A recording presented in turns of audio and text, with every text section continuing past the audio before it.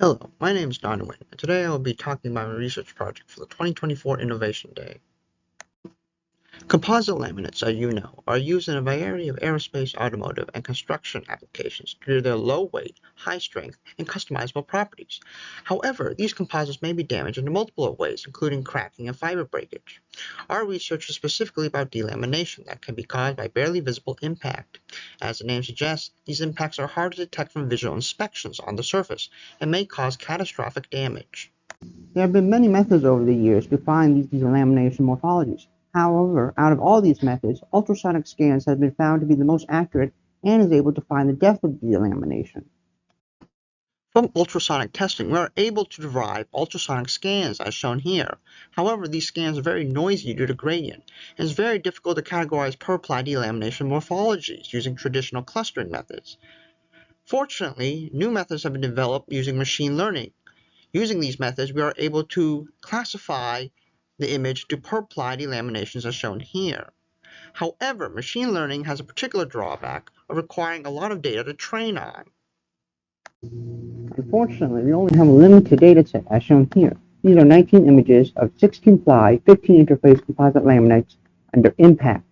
These images will be split into an 80-20 train test ratio, with these 15 images being the training images and these 4 images being the testing images. Any machine learning model will require both inputs and labels in order to be trained. In this case, our labels were produced using open source LabelMe software.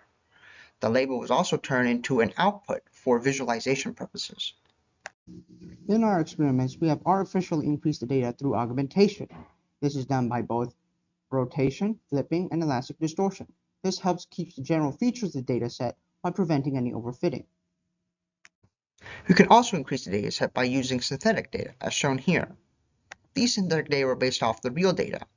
By finding the ratio of the smallest interface, petal 3, the dark red color over here, to the rest of the other petal lengths and petal diameters, we were able to develop an interface statistics as shown here.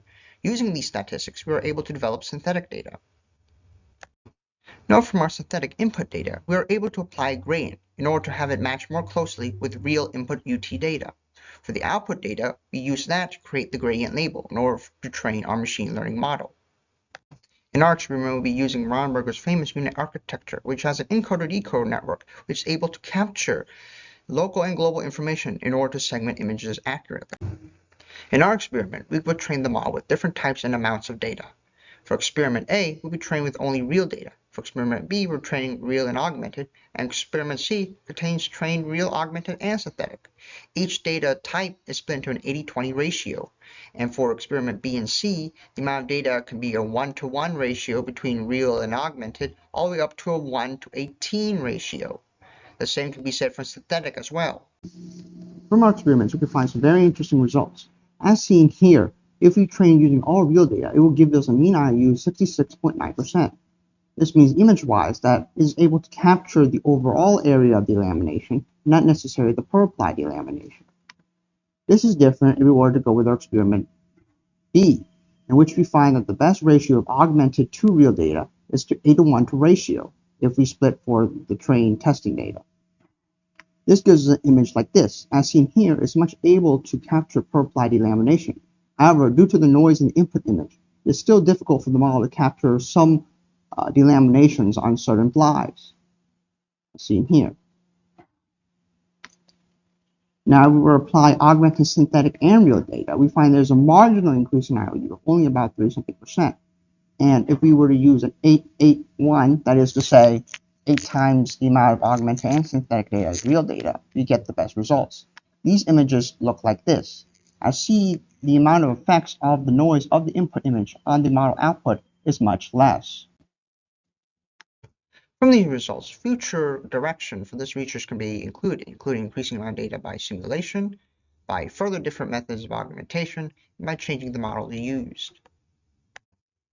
If we are able to find, per se, the delamination of per-ply morphologies, we are able to derive a 3D model of this as well, which can be useful in other work, such as finding hidden delaminations. Thank you for taking time to listen to my presentation. Special thanks to Dr. Davison from Llama Labs, and Dr. Ranatuga and Dr. DeMilli from AFRL.